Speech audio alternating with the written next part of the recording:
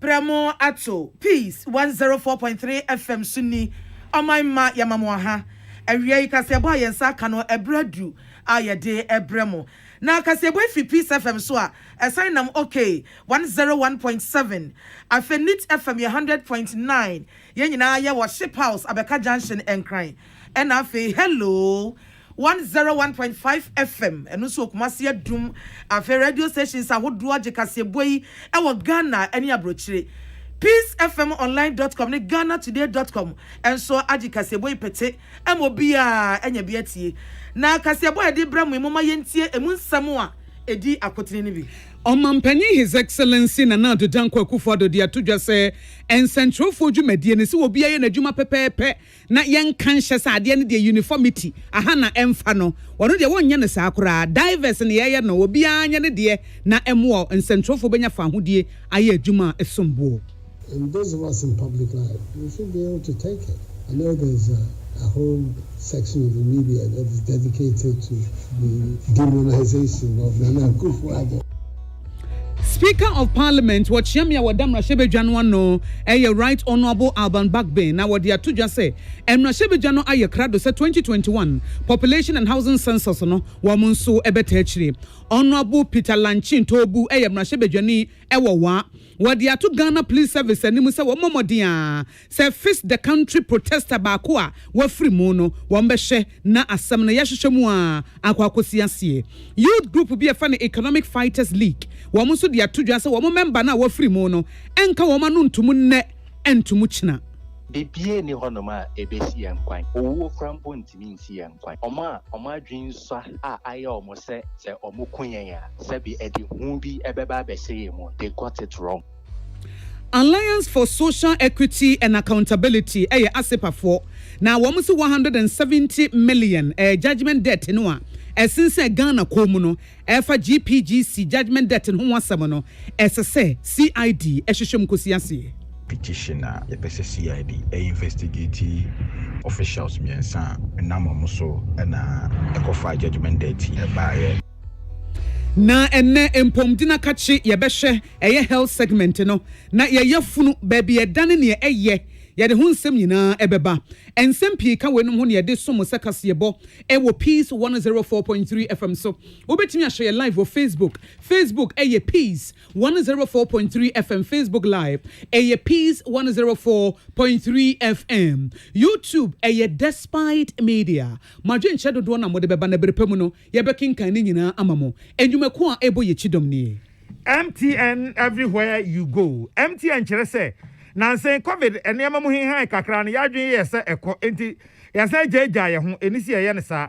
koswa na wo horo nsa fa hand sanitizer eye nsa ho social distancing no yama ne nya adwuma se edi sa nema we nyina so a ebeboa ama yabrabo no asa akwa ete se de dada no na ye no enti MTN se ye nyina ye moa ye ho se be ya COVID defo yi obefiri yen so ama ye ho ato yen. This way chocolate drink but na unya mobi a me kai wo se ebre no enya nkoi de ohia ene ensuhye eba sa de ana wawie enwumako ya da roma na wote yenka ena wie yi akenkafo a wote yenkan eyeme nana ya okese me nanuanom Ajua yaboa eje ena akosia ago abowaje Afrika sebonu mu nsem no enie Omampanyi His Excellency Nana Dankwa Akufo-Addo edi atudwa se Ghana Central for adwuma wo mo ye no waro de eso nani we enye dictatorship ne de ye adwuma wo ha se e kan bi a wo bi nka bi se bi amampanyi de mepe ena mepe se Central for eye da bi da en Central nwuma e wo Ghana ha no wo meto bia enka se me di sika ma wo na makata wa no se de emre bi na nkrofo bi ye no won de wanya ne saa se media for me tomo me di sika egu mu botom masem kra wo ha monka eno de enya saa na obeye no obeye na adwuma pepepe na wo ye no Central for so wo mo bo na chio so wo mo na chio ni nyina ka ho ena ma Ghana mpumto nso etumpon eto no de obekoso ahyenkran se ade e fe ne vibrancy e de ma media no eno wo pe se ebeka se Ghanaian media de obi ntimi nhya wo mo so de on pese wo mo ye no ano mba ne pepepe Omampanyi His Excellency Nana Dankwa Akufo-Addo e de sansami tudwa ebran Central for nkabom ko a ye fe ne Ghana Journalists Association GJ wo mo kosa no e wo Jubilee House ne twetwe nkomo ena mampanyi so no de wo pa no enye se bia obedru o ma bi so yes Central for say na asem we de mu betimi a report we de mu ntimi report say de bi mu eye no aha de opese wo report biara wo betimi aka a obi mehyɛ wɔn frɛ wɔ editor sɛ editor mɛma wei ɛnkɔ na wei na ma ne nkɔ television so anaasɛ wei na kyerɛ deɛ nsɛntwerɛfoɔ pɛ biara wɔn nyɛ ɛno na kyerɛ sɛ Ghana yɛfa ahodie ɛne dodoɔ amamu no yɛde yɛ adwuma ɛfa press freedom no ɛno ɛna ɛkɔ so. At the end of the day, dictatorships are always undermined because people have different views on how things are. It's to the credit of Ghana that we've recognized this and are building our country on this principle. So I'm happy to see that this tendency, this tradition is becoming stronger and stronger in our nation. Free, vigorous, and diversified media. And those of us in public life, we should be able to take it. I know there's a whole section of the media that is dedicated to the demonization of Nana Akufo-Addo. But I don't have any problem with it because I think that's the way it is. There are others who extol my praises. So if there are others who are, the thing balances itself. I don't have a difficulty with it as well. But certainly would have a difficulty with any effort to try and impose some sort of uniformity on the Ghanaian media. I think in the long, not just the long run, even in the short run, our society and our nation will be the loser for that. Yeah. Omampani His Excellency Nana Adodankwa Akufo-Addo na Ghana Journalists Association delegation a wamo ekopie ewo Jubilee House no na ora afemoni a woye president wono na edi wo manim na bedi ekire ma Melinda Asante eje woye editor Emma Ghana News Agency GNA wono so kan wo treasurer wo hesika so ama GJF na wono so eka obi a ora Andrew Dakolu and a 2018 Journalist of the Year, Doreen Hammond, one also so Ekobi, one also Daily Graphic, and Wawo, Kwame Sefakai, one also so a Chairman General, Ewo Peace FMH, on to 2017, Onya Journalist of the Year, one also Eka Bejafohu. Na Ghana Journalists Association editor, just one mania Japa, Association Ejumana Womu Yen Central for Jumedieno, Mampanini Ebo Muchidom, Ebo Jumedie, Sabeya Press Freedom, Ebetimia Tumpong, was an anuya, Yefrebi B Conference of African Journalist Leaders. Womu yenshemu kasiye ewon kran ha. Mampanyi ekobiano na chese mampanyini and Central for Jumedie wotechri. And na 2020 Journalist of the Year, what the VW Saloon car esa yemfa mani pakrono na wonfanto ne Jumedie so. Na GJF be no so mampanyi we de yesra wada. COVID-19 abresui edin sunsanso bebraba and Central for ehiamoa enti yebesra wo se boaye e se COVID ba yen Central for a akwa hohiehiem ene abinidie enyasamwa it is a mampanyi de mo eboa businesses ahodo a en Central phone so ehia bi. As I indicated, I'm here with a message from the Federation of African Journalists, the Pan-African wing of the International Federation of Journalists, the global umbrella body of journalists in the world, to thank you for opening the conference of journalist leaders in Africa. The invitation to you was uncharacteristically short, but the response was impeccably prompt. We are also here to sprinkle a stardust of gratitude on you for graciously donating a vehicle for the 2020 Journalist of the Year. The prize is highly significant, VW, which is a symbol of your decentralization drive. Na ora afemoni santo asubiem se Ghana Journalists Association womo office building ayefeno the International Press Center no omampanyi dada John Ajekum Kofo enesima womo na anu no ma engineers bi ko hunom so edan no asede enema bi aba ho atechema kakra esese musiesie enu nti wo kire mu biem se enam se je omo ye nsentrofo a womo ehiam wonti no ye boa womo ewo san kwa no so so a ebetimi agina ye wo associated institutions bebre wo ho a womo so betimi aba mu na sa 15-story office complex kese a ye dia man nsentrofo no ye betimi asiesie na edan no ensai kura. Ghana International Press Center, as we all know, is a donation from MPP Government 1, led by His Excellency Akufo. Indeed, we warned by experts that the structural integrity of the press center is almost gone. So we are sitting on a disaster waiting to happen. We put together in response a team led by our good friend Harris Ntiwabuaji and architects have come out with a structural architectural design of a 15-story building. It has been hellishly difficult to obtain the documents for the press center, which was donated by his former president J. Kufuor. So I believe all this reinforces the need for the government to take up this press center baby. Na owura afemoni ena ye president ma Ghana Journalists Association wo bewie no mampani His Excellency Nana Dankwa Kufuor say waka amate International Press Center project ya woka ho asemi ene Minister for Information Honorable Lawyer Kwadwo Oponkroma ene ne nkasa na sa project no ho asem no wo mo enhwe no mu nsiesie ma wo ene manimu ya. The new International Press Center, this complex, have you discussed this thing with the minister? So I think that's the first thing. Let the minister be brief, and the briefing will also will carry with it some sort of a budget, I have no doubt, to give us an idea. And we can see what contribution the government can also make. So let the Minister for Information have the program and be fully briefed. And he will be the one to lead the effort within government to try and, because I think this will be more substantial than just the donation President Kufuor did. He gave you an already existing building. Now we're going to build from scratch.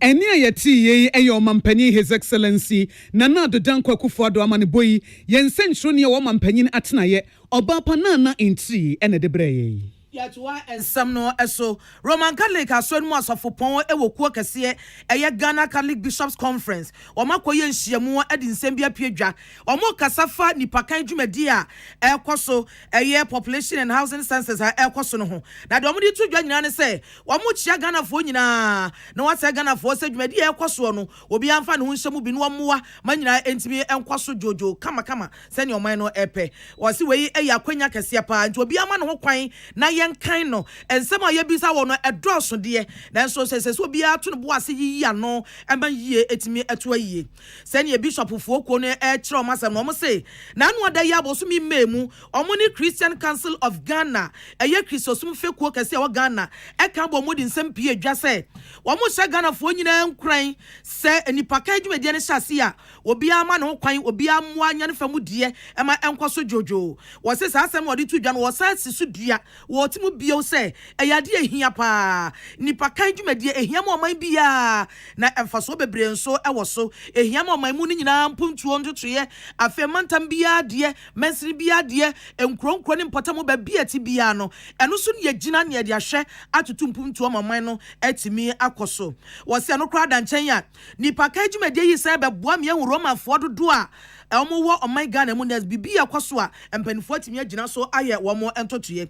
eno achi Catholic Bishop voice an e de ato aso se wo mo nim ane Ghana fo bia hyase ebosu dwotre se o Ghana fo de e no kwa ye be kinka nipa o ti ufia na obi abebo ago wa me hwan wo se mi asmet me be kan wo so no oboa wo ye kronfo ba be di wawu eno Ghana fo bia hyase ebosu dwotre de no krepa na enso yetimi nso mfa no ansia ni so ne yanka se no nti bia obi bopo no aye mie no e ma ne me kan yen enti wo ya obi amane ni na ne ho so na obi anhwe ne banbo ye nipa ne ba wo so jini wani na bia wani na se bibi kwaso na nya no kra wo ankasa no wo behunu no ama prosifo aso ate wo so obi anhwe ne banbo so yie no ankoto nipa bonefo nsam a omo beda ne dua broni ada ne daada kra abeka cha so omo ye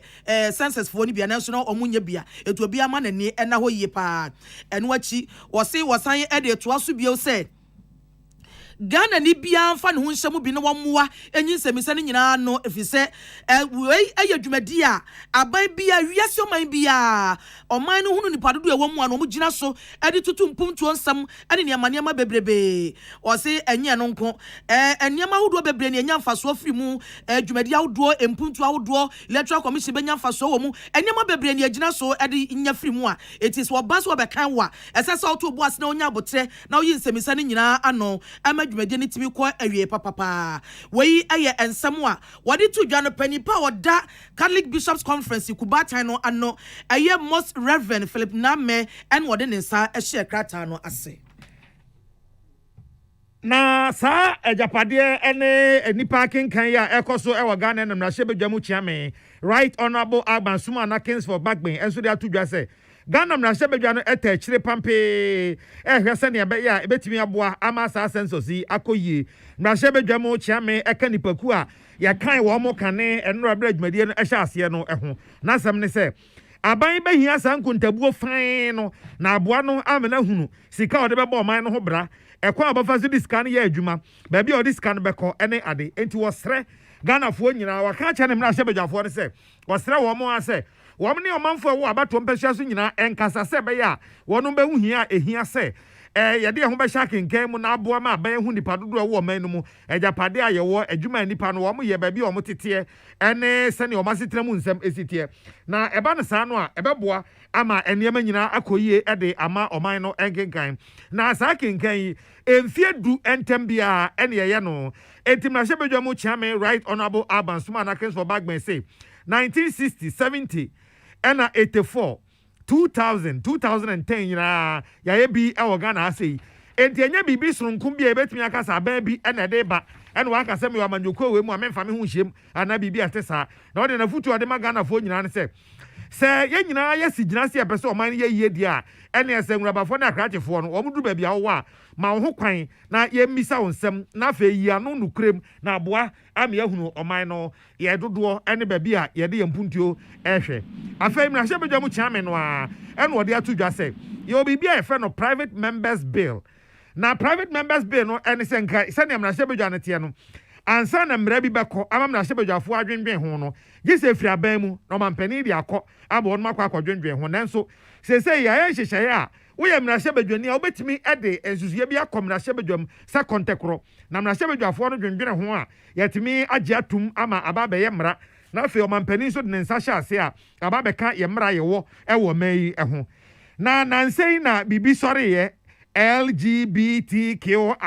eni nuanu ma keka ho no sem na hye bedwafo bia ni nye ho kra emu baako eye osofo John Tim Fodwo onu kwa de o kan pay say onu ankasa sem na hye bedwani no wo the bill ebeko parliament na o aksere ni nuanu na hye bedwafo say wo mo nyintum se be ya se wo ye Ghana ni na wo tra radio so kra say sa gafo ni ade no ye mo kwa na o nya adwuma Ghana amra na be chew na ye de wakokọ ta akọ ba okọ aduo na hye bedwamu chia me say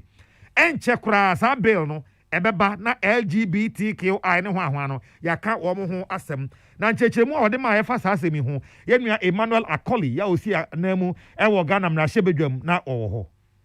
yo Speaker of Parliament right honorable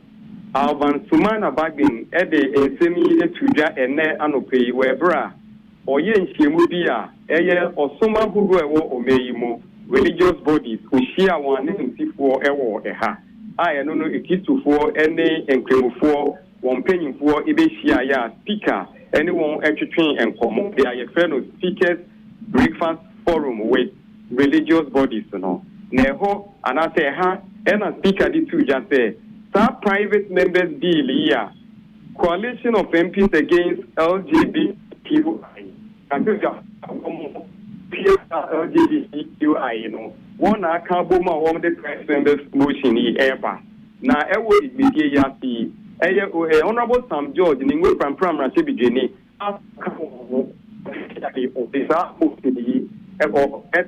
Emma speaker or representing motion no Emma speaker na speaker si na otwi mu a sa motion baba be da na sebijafo enim na o wa wiki mu se afi be kwawie ye no na Ghana Parliament a pass sa bill here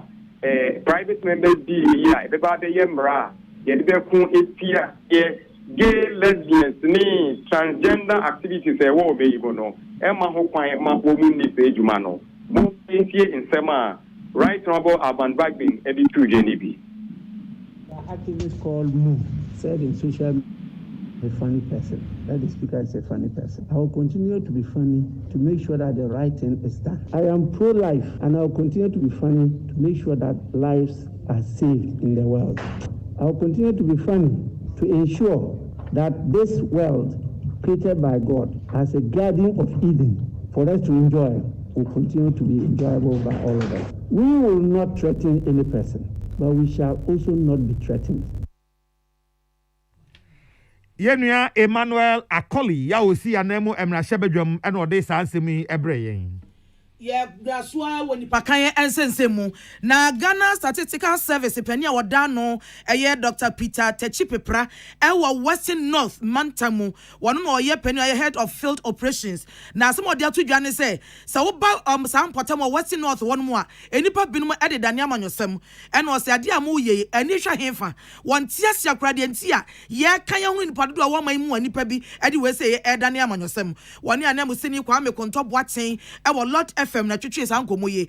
na Dr. Peter Techipepra editu dwa say amanfo amo ewo Western North mantam ni mu no omonfo ma ho odin ena omo bibia entire kire ma yenkan yehunu nipa dodo pote ya ewo sa mantam no mu nyina wo se betimi abo pa afi say wo mo sese kwa mani abre omo ya mantam foforo eti afeni ya keka niam asi animu na omo timi aba banya mansini niam bebre ama mantam na timi atumpon na ebia bia nwuma ama manfo anya nwuma ye na wo mo atifie no dodo no anya bibi ade abo mo bra eti wei na sase omo buama etimi kwaso osene se wodi wei beda ne amanyosem na ban wei na de baaye na amanyoko na de ban de emfa so bia emma ne kasem no woto aso se sa wote siese ye kan nipa wo man mu a eya de papa eja ho man mu ni nyina eyi die eno ne agina so hunu nipa dodo a ewo man mu nyina afemantam bia mu mensiri bia mu ane wo mpatam a wote no eno ne agina so di hunu sa ne ma nyina na se basa ban eye mpumtu dwuma wo hunu se sesem de ayaresa bia kwa ha sesem di suku kwa ha se nipa wo ho do sorodo ehia se mantam yatimu ehia se yatimansi foforo ma won we no nyina na bagira so watimi ahwe ama ne nsatimi aso bia so etini paka dwumade de ye ntoto na se ye mfanso eni agro wase nipa ye kan Ghana na se bedwana kasa etai akire sa Ghana fo nyina ta akire no so kra no eboa ema electoral commission timi gina so hunu se mansiri wei emu nipa dodo ye sei mantam wei emu nipa dodo ye sei omutimi gina so hunu se de bi hade nipa no do so mama yenchem mama yemfa bi nka ho mama yenye sei eti wei de enya manyokwa bi dia na enya nipa bi dia ejina ho mammu no nyina population census support in the National Region District any crossing locality including a baby politicians and also be a person of politicizing census on the panel or even the impending for the parliament some person moving the other door. I do a constituency for instance when it comes to electoral commission for instance are you creating I'm gonna rely on population census figures. In this population census figure I mean you're correct. That's a bit into moment for politics, we are particularly you will be a fancy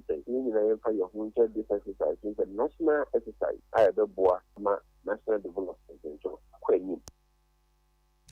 Yeah, nipa ye tene kan eye Dr. Peter Techipepra wa campaign for motion nipa kan dwumade no so no e wo Western North mantam emu. Na ya transfer retired senior police officer was san yem na shebejani e wo 1 West Abaton person so e wo Upper West region. Honorable Peter Lanchin Tobu wo dia to Ghana Police Service animu ya face the country protester baako a wo free mu no sansem na si wo edwoso e wo Ashanti region no. Wo je Ghana Police Service dis wo mo de wo na besi fom ahwehwe asem no ama no kore nso aye adwuma. Wo ye member defense and the interior I know e wo emrashebejam and wo se enam gidi omo ewo omo munti no wo gidi se sa social activists ya nipa bia bro no ama no afrim ho no enya dia Ghana Police Service betra wo moto so won besero wa kamerika tente abasaharo so no ma ye ho bibi na nipa bonefo a etachire no emra ene wo modi woni yensenchro ni William Gentu ena chechenkomo. All the allegations about the possibility of a contract killing linked to some threats, I don't want to go there. The police, I have confidence in the Ghana Police Service, and I'm sure that if they up their game and treat this particular one as a crime, I don't care even if there is a high-profile politician who's behind it. Let's see this police to seem to be acting in line with the law. If anybody is suspected, get the person arrested, investigate. And if the facts are very clear, you prosecute the person. Everybody is equal under the law. All of us are equal under that constitution. All of us are equal under the law. Nobody is greater than the law. And no politician is more powerful than what the law says. Let the police up their game and do what the constitution mandates them to do to ensure that we can maintain the peace and the order of this country that we've enjoyed over many years. We asam no esi ewa adwira ewo Ashanti region. Na Honorable Peter Tobu Santo asubiem say face the country protesters yi eni kwan so mama o mabemu bukura ewo na aba no wo mo nkoso a keep the fire burning eja no enkoso na enso saa no ono kura no wo NDC ni nenso wo be support wo mo if the country dey say fix here As I see a fixed country, no, Emma country, no, Ejan and Aso. If I have the opportunity to lead even that group, I will lead it. If it is leading it to get Ghana to be better than what it was yesterday, I, Peter Lantana Toba, I will provide that solid leadership to ensure that Ghana is better than what I came to meet. You know what? Let's be sure that the day you will die and leave this country, whether at the age of 50, at the age of 70, at the age of 80, we will have left a legacy that says we made Ghana better than we met it. Or else posterity will never forgive us. Let's all rise up to fix this country. It's our responsibility. And leadership must provide that them. Any human being in this country, whether in Ghana or outside, who doesn't believe that Ghana needs to be fixed, I tell you are a very sick person. What is it that we shouldn't fix? Is it the hospital that you go to right now when you are sick that you don't see the need to fix? No, is it the police station that you go to report the case and the policeman is telling you we are constrained to react positively because we are not well equipped? What is it in this country that doesn't need to be fixed? Somebody is telling you to fix the country. It's just a reminder, my brother. There is nothing, it's not a new call. Any government in power, I don't care when, your job is to fix the country. So if somebody is saying fix the country and you think that is a call that's not in the right direction, the question I ask you is, what are you doing in government? We Honorable Peter Lanchin Tobu a retired senior police officer. Was I am Rashebejani ewa 1 West Sabaton person so ewa Upper West region and wo dear futui Amagana Police Service.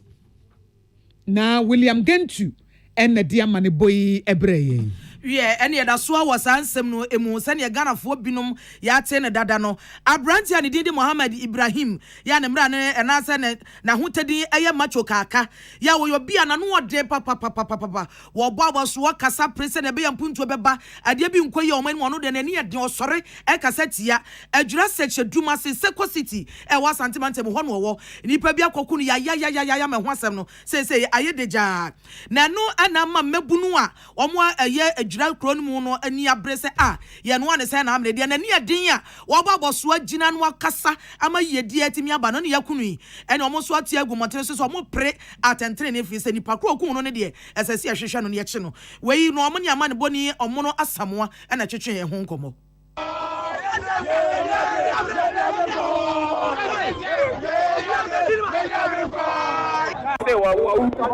the entire country, the entire from my place for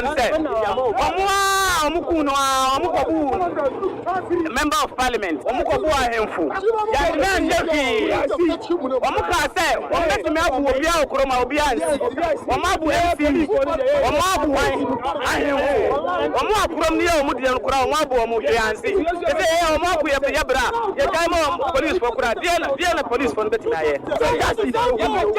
we want justice for Kaka. The police want to be a justice that we know them. we mebu na omani abre ya yekun omo de hye na omani abre se se atenti ni timi adwuma ane yete wo kasa no na no achi na brante Muhammad Ibrahim ya ye body man se macho kaka ya yakun ya na yire Saida Hudu wono so ne sentro for kasa echemu se ne kunu ne nipa bedi kan bo ne kokko ehunehuna no ebo ne nchane se wo de oso wano odin wo de atwen na abehu wo de atwen na abehu cho asa gro na se wo bekunu ampa enti nipa bedi kan ehunehuna no a bo ne nchane no ka che so no won tie we kra no tietie we no aka so obeka ne de obeka enia me nkwayi organa no obeka ho asem ene ntia mpani ampa ne nuane ampa wo makunu kunu no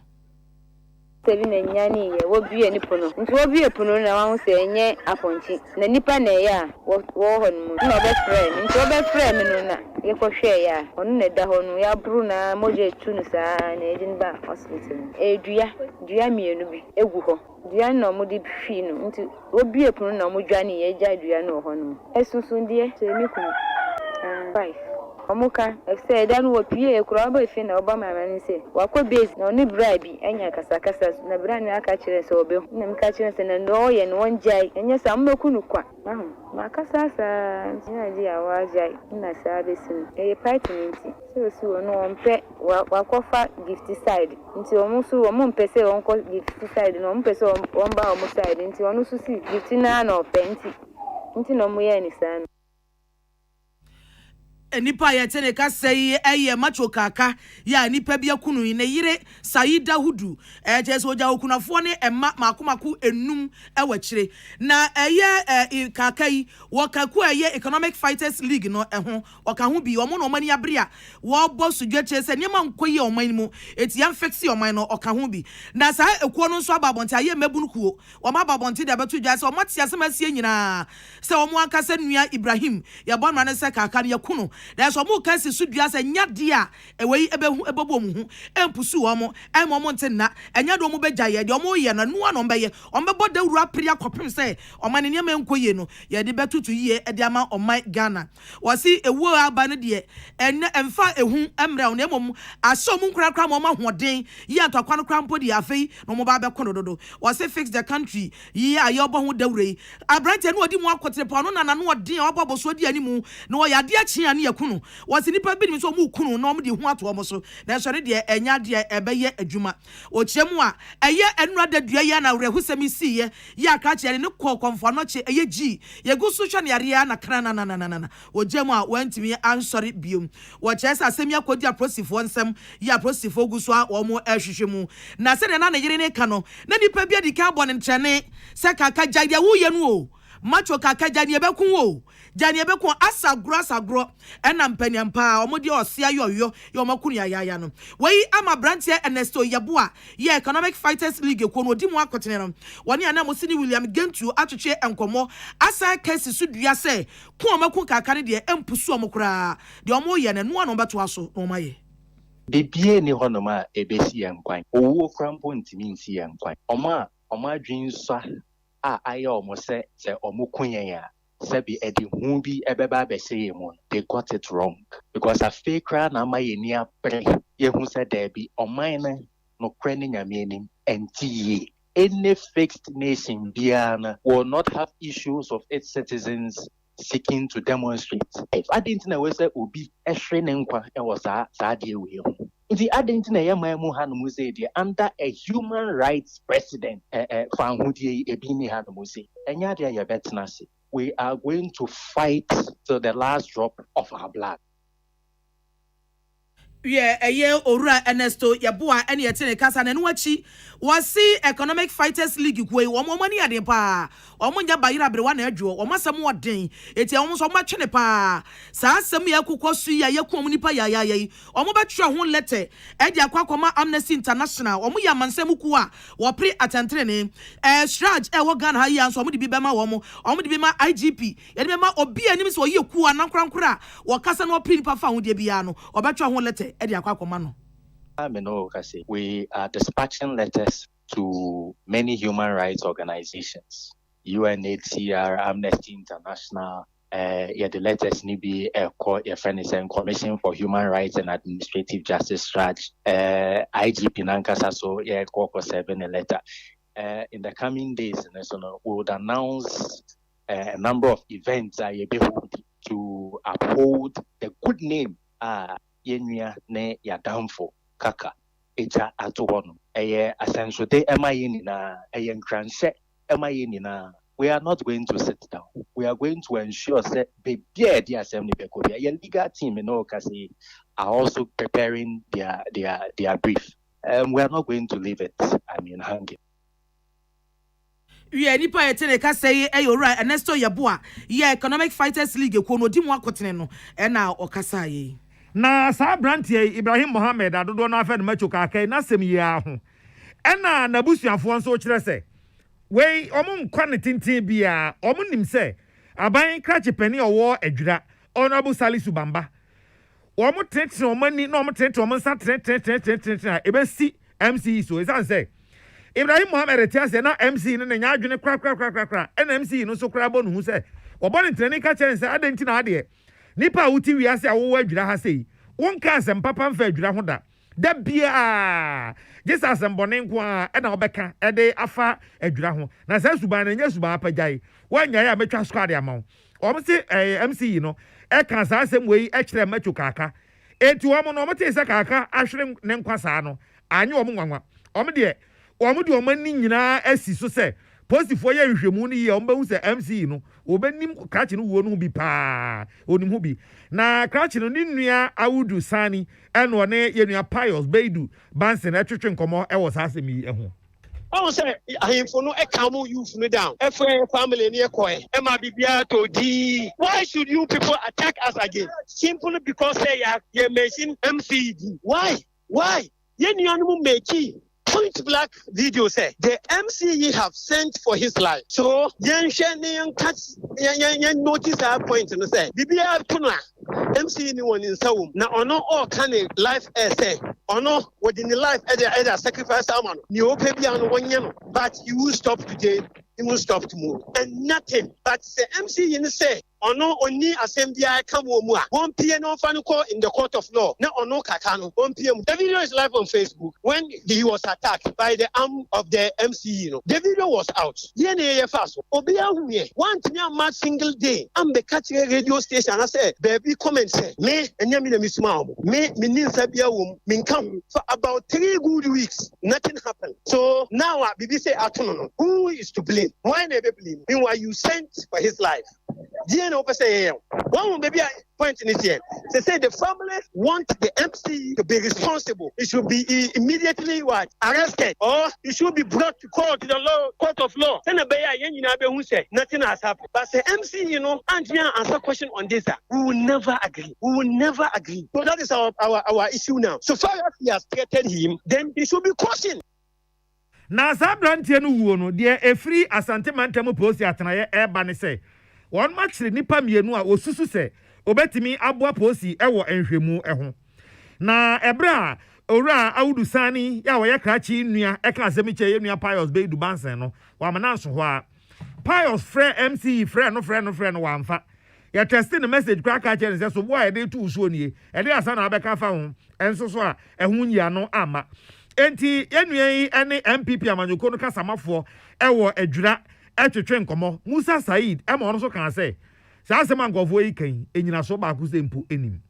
emum Ghana enya Islamic country and intimi nkasi asimesi akuo bi ntimi siesi akokunu da bi so obi akuo bi a ba bi a esamra edi nipa ne efa no na emra edi afa nti ade ameka kire edura any youth ne say na abotre the police for intimi carry with their investigation nipa tu na omache omatum no is alert for now but some investigation na eyomo a is their own cup of tea quite be aban edi omo befa na mra ne di omo so bia no yenya ayefo aso na emra edi omo afa sa kwan so uko wazaba kaka no nyankopon enkransi eda o ka sinkrofo bi abetretin no oyi video ebo MC ni di eka se ono na asuma nkrofo se omomra mbe ebetretin no na se woni se enya ono na asuma nkrofo na ombi na no edi to nkrofo bebre edi subo ebo na se woni MC so eka ho a anything the police follow go to the police and report the MC to the police no almost invite the MC investigation dia so bi bia no my investigation ni pa na o yes ade bia no no much di pa no e bia tu na o my investigation punishment bia wo bia no mo mata ni pa Penny Okasa ye friend Musa Said ono no hwe nkitanwie so MPP amanyoko no ewo adwura mpotemu ho na ne krakra mu asante mantemu posi kasamafo ASP Godwin ahianyo ene sentrofo akasa no pay afa krachi macho kaka eho na woso akade posi enim efa asem no ho Kaya Enua Echi yeti say papa bi a friend Ibrahim Mohammed alias Kaka we do 45 years ibi mu akwa attack no e wedra omo asem bi fasa asem we hu no e ka kire police say eye Enua Echi kwesi ada be 1:30 am eye papa we nya no baby koi e ko kromo be fie no enam say krofo bi attack no omo edi adiabobo no or young conscious and omo de no call government hospital and omo referring to Confanoche owana obebe around midday Ibu so keka say a journalist Ibu so a member of the Face the Country movement Rebecca say police command no action mpa mienu yefre omo Ibrahim Isaka alias Anyas eni Fuseni Al Hassan omo nyina yedo kokogum ewo Mampong Divisional Police Command so obebe was asemhwehwemu yechi omo enura enumbre beye 10:45 PM upon police intelligence you be extend the investigations to ascertain whether say ɛyɛ nokorɛ sɛ ɔyɛ journalist anaasɛ ɔyɛ member of the physical country na botae nti a ɛma saa nkurɔfoɔ ɛkɔdi saa ɛwikasɛm yi yɛbɛsrɛ obi bia wɔ information bia nso obɛtumi de ama police station biara ɛbɛn no anaa nso sɛ ɔfrɛ 0299207770 anaa yɛ emergency numbers 191-18555 na yɛtumi anya strong case na yɛtumi prosecute saa nipa mmienu. Penny Okasa ye friend ASP Godwin ahianyo ono no ne amansa di nkita ho ema ome post adwuma ne krabata ewo Asante Mantam emu 13 ebra so se de madwen kire eba na senior we mami nko give us mra na adwen kire ne wa na abekin kan mami they are mami fine me senior no give us Herbal Center give us for yen ye give us Mr. Ba say no give us Mr. na aba no etimi malaria panti di enti na say malaria jejewo ena me typhoid aba every hinfa wo bra give us Herbal Mr. wo ho ebibiduro mu mapa a wo no mu a malaria ne typhoid ni abedwane ye pa hoden aye adwuma na no covid ba ye a abeji nkrofo nsam sikai na wo kenya ho kakra ko ye adwuma na malaria nso ne ntontom jejewo a ene enum give us Herbal Mixture no na anum bie besiesie wo fine give us co capsules no de ko kwaduro anase wo sisi yare wo yam na atim we de aduro mapa wo no mu a ade bia besane kama de atim bia besane wahu de atim bia ebesane ena give us power eye power wa bema wa ye mre adwuma wo ye wo bedroom ho no yeri ye na enne na mebusa se respect any sex de hin na di kan mema priority eye respect anase eye sex ene omo se hwe sex ni na di kan sa na respect no aba na msesa na meka se mo per respect no omo se an ye omo de wada ya enti ade ne de sex ni na di kan mema knees men's knees ne di kan de hi omo ne sex de ya ene adwuma no so ye ne ye ene obi so kura kokasa akoso ye ema ne bi wo ho a wo mo respect wo mo kununom every say empemu agro ne nkoyie because obebie ne ho obeye ne ho adwuma yi a on respect wo obebie ne ho abema wo beye ne ho adwuma yi a won respect wo se wo ye adwuma ne yie nko ana se sika kura ni ubotomu a obe respect wo wan na betimi argue eti se wo ye respect wo abusa ho wan kasa busa ho se die nti no oba no en respect me die ntia give us power na wonnom ye no na de anum wie na respect no obetu agu su say ya so ope obetu agu su say ya enti yenum give us power no ne bekoyi and na this way chocolate drink eno de Ghana cocoa papa bi ne de aye we nya China ne Taiwan for de ne bia Ghana tete kwashi de no a na mama for give us phone number ma 0543 222470 0543 222-470 TBM 0543-222-470. Now only give us akasa obapa. Senior, media ma adwen kire no. Debi wadaroma. Menya nko hokra ti se opa ye nkoto nkra mrebusa for madaroma. Uma ho. Adwen kire no de ma menkenkan ma. Ami obi wa. Ti bu ani mo mbo a.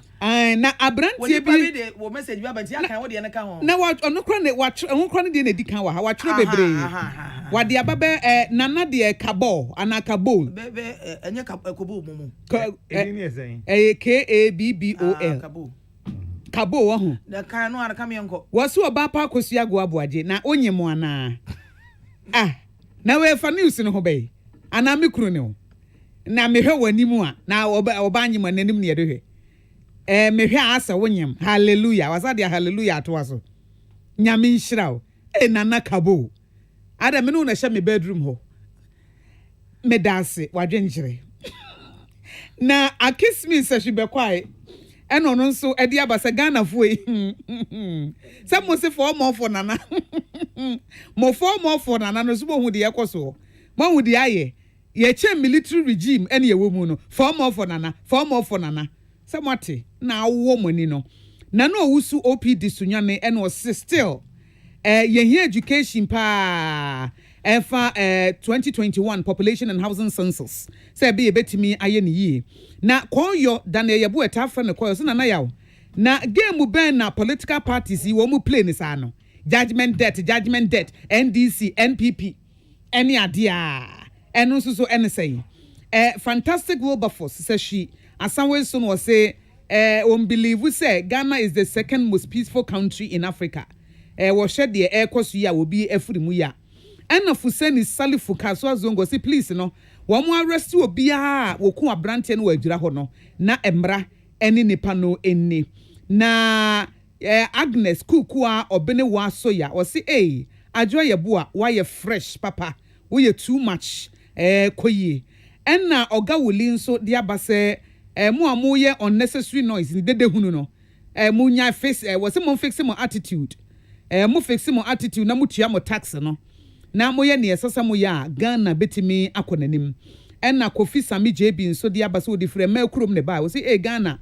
enti PhD ni degree ni masters degree ni ade nyina enti leaders yi mo nhwe na makofa judgment debt ababeto yeso a say ye komu boy enna Crispo fufuo nso dia wode aba no said there must be a big investigation was Mohammed Ibrahim woni de yen hwehwe mu a enkosi ase medimienu bi eba Bonton Victor de abosi ye frɛ no odehye ba wode free akomadan wo so obapa ago ahofe good afternoon me pese me catch Dr. Mahmoud Baumia and his present to stop digital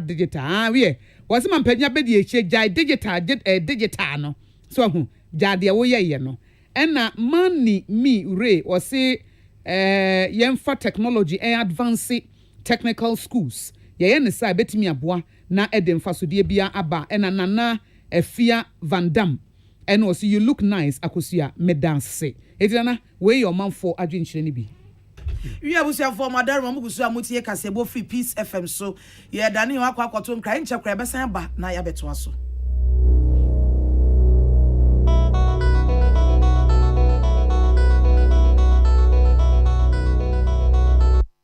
Catch if you're right, maybe I know you and that's be if you are with you, but some me, Mamma Tia rent to say. If you're for the Ghana city, if you are from Mubati, 8 Ghana cities. Hey, son is Mabu said, if you're Ramatia, between Better Mumpumo, and with the Coswin. Now, this way to getting the dead abbey. Someone of my Elchan when you that bay and a crowd better too. What to make us say be a few of our sure Shebra, I mean, you should become Anomoda.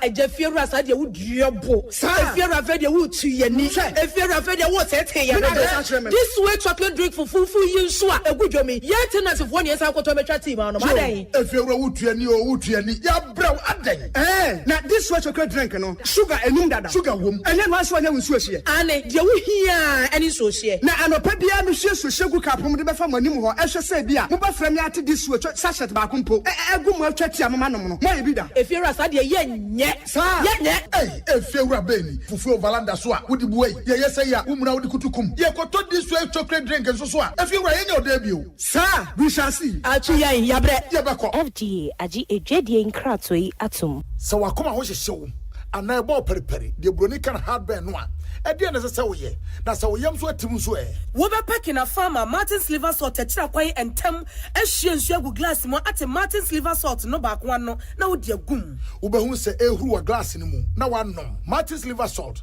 you're an orange flavor, and a bacosia plain. One more of Hobato, Lemon Edina, no, now home to war, who doctor. Tune it in, turn it up, Peace FM, and rip off the knob. Omade share Yamamo Akwaba. Yakasa says here, a far abrante noa, where Shannon Gwanshe wo ewo ejurano ehu. Macho kaka, yani diankasa ene Ibrahim Mohammed no. Yeah, bo ene ana say krache no ni nua awudu sane say. Wabu di omu nim say MC no. Krache no posifo bisa ne nsem pa. Enya nwanwa say onim omu nua no ewo no hu biesa nse. MC no bra ni nua nte ase no. Bode ni nya kasa ewo abrante na dwuma wo ye ewo pom ho ene ade eho. Edu ande wo mu susu say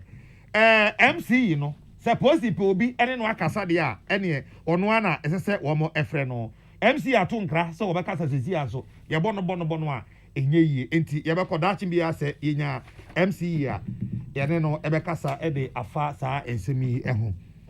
ene apomden ensem ho ye hwe yafunu obati anso obi si meyam ya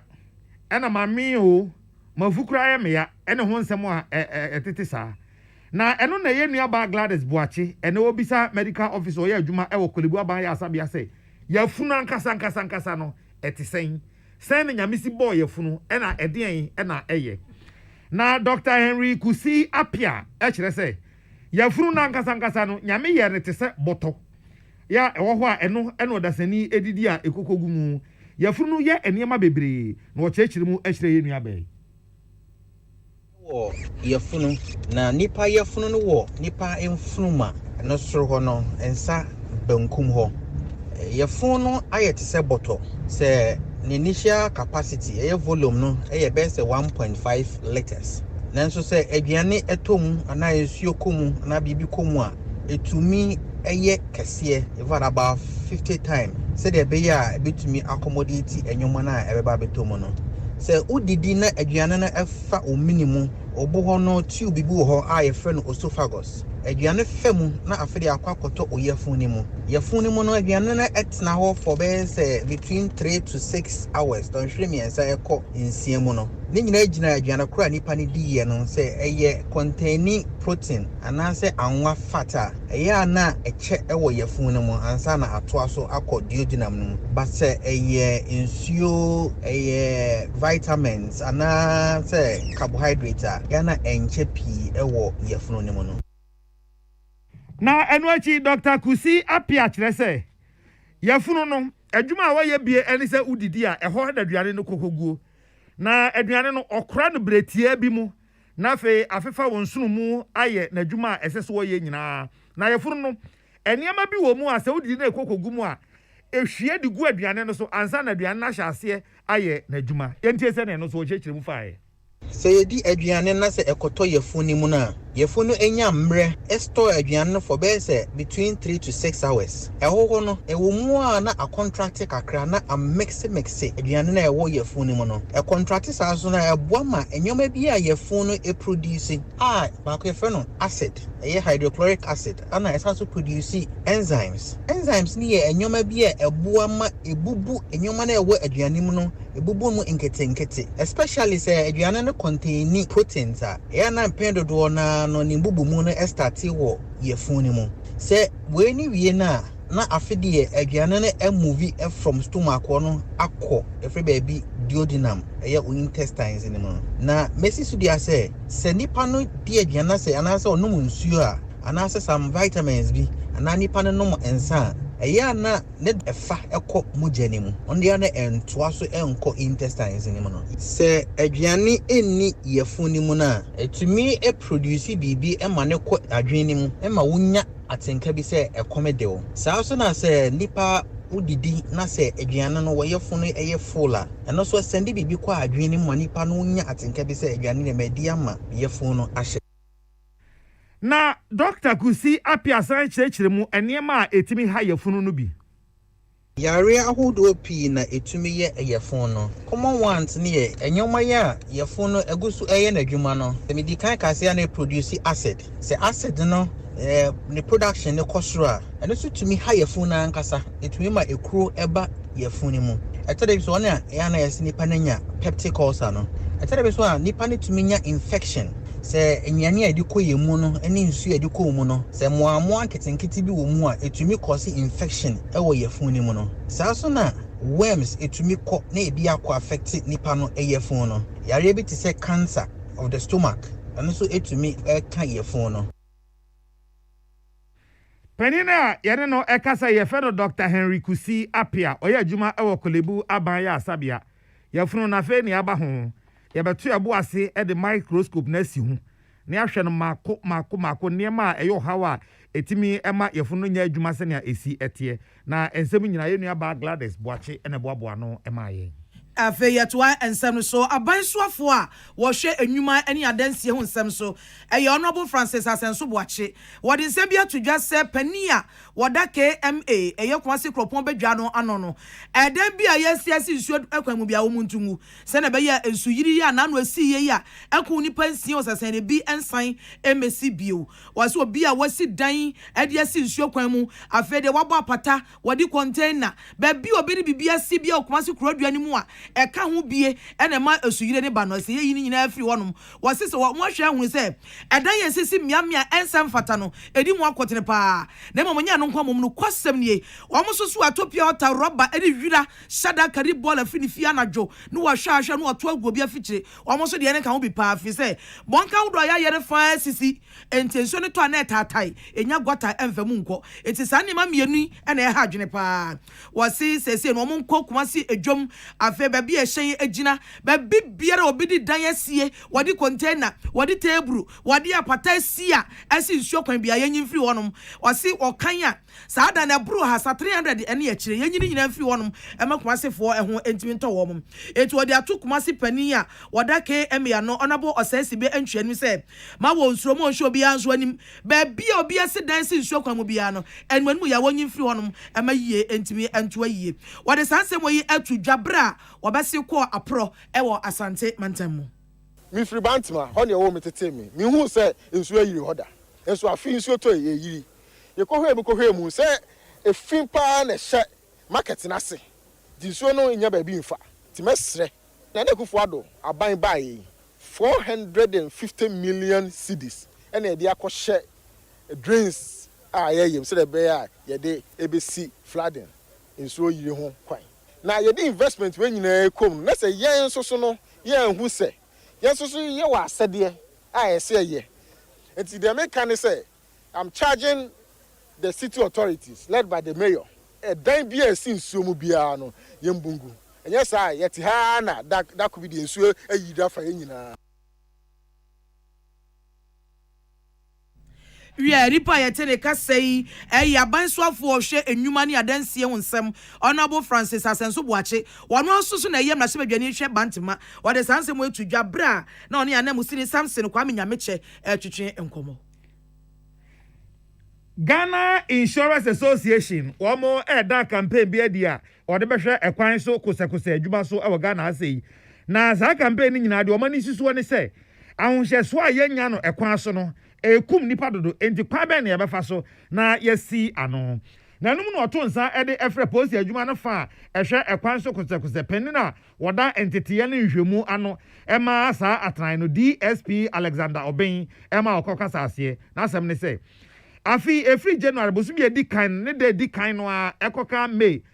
bosumi ne da etwa to no enkwanhia na esi Ghana aye empimu nsia ahanson ede owotwe enkron 6789 Ghana ha nyina na woso wo hwe ahyen na wosa nkwanhia mpim nsia no mu a eya ahyen mako empim du bako ahansia ede oson ensia 11676 na enumu no nipa ehwere wo nkwa e wosa nkwanhia empim nsia na ekire numu no eye apem ahanu ene aduonum 1250 Omo so a epira ya won kwanhia no mu no eye empim nsia ahankron aduosia enson 6967 no waso de toto afie atwa mu no ho a na kyerese nkwanhia esi ye afi busumi no mu a edikan no mu no apagya ode toto afie atwa mu a ohanche mu aduonu enum na ni nyina kyerese adrofo bebre wo ho a yeni ahohyeso osim kwanhia esi akwantembonso ni nyina no efa free driver fo no esuman obi wo ho a wonim sebe bia wo san ka hu eye pepo so eye careful so wo hu nanim obi so kra wo hu nanim pa wo hu se ka ba pa wo so we mekwaja no na pan na de nkwanhia ba sa ne mani nyina DSP Alexander Oben say e ka hu bi e ma ye hwere akra e wo mamunti driver fo enya hweyi. Currently, we realize that over 6,000 crashes have been reported to us, involving 11,676 vehicles damaged, 1,250 dead, and 6,967 injured within 5 months of this year. Compared to the same period last year, averagely you see that beneath the screen, you realize that all these indicators are averagely about 25% increase over the same period last year. This is significant and scary, particularly discussing this within the context of insurance. Na DSP Alexander Oben kansa same way area ye no Ghana Insurance Association penina wada no eye Era Arisa Duku ono so kan say driver for ya enye ahweyie wɔ kwan so no ɛho behia pa sɛ ye nyinaa ye de ano betumbie na abo ama driver for wo mani aba wo ho so ɛwɔ nkwanhia mu.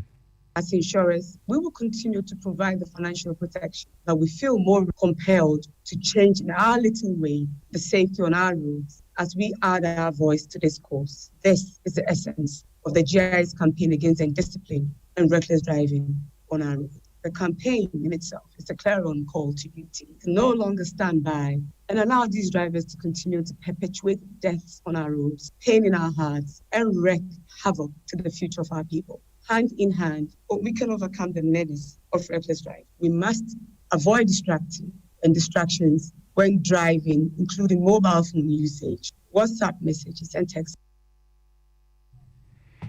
Na ereya wakasa ye feno Arisa Duku ono na Ghana Insurance Association odano ensamfo from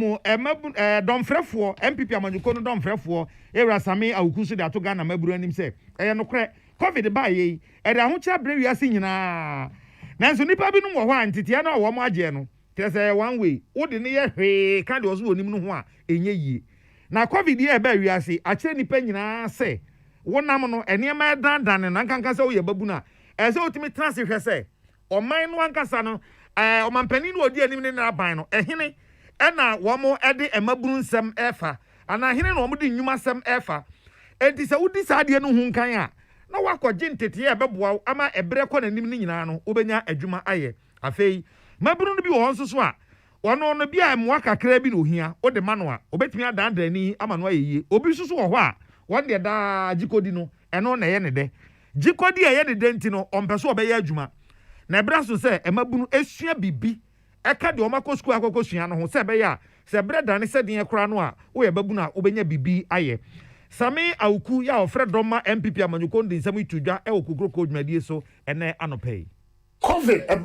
it has also weakened the resolve of the youth. And I'm telling you this in pain, say Chairman General, COVID never because of measures governments all over the world, including Ghana, were forced to take lockdown measures and the downsizing of staff. Already Ejumane won and yes so. But COVID never, and let me be urgent say it got to a point and still in many institutions and they rotate, they run shift. Into no better than was I employed Biaka. And a COVID necessary as I buy a man Nipanozo will sell Lusu Jumana Wakot Nefi. Kakrana or no with Diana Amanasa. It's say no, the youth know we are the critical pointer as any panel drink outside the box. And in thinking outside the box, no. I want to say, well, when you have to consult your innermost self and talent, with the little support, I'll be able to turn it around. And also looking and projecting into the future. At the end of the mission and now, that channel in the next year or two, if they're now in there, but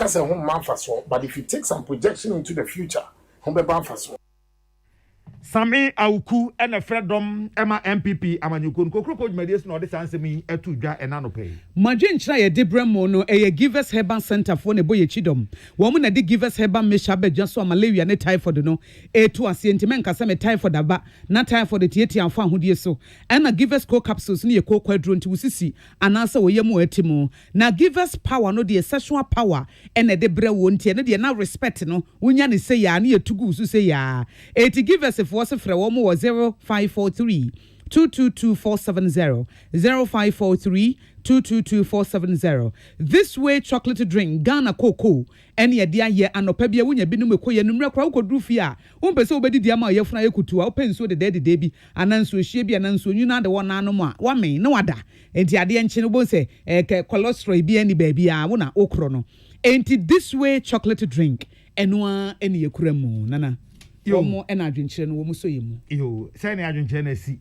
ana abso kakakra nanka me ko YouTube for se yeta yi wo mu maye so ye gina Facebook wa anti ma me fa mienu bi free YouTube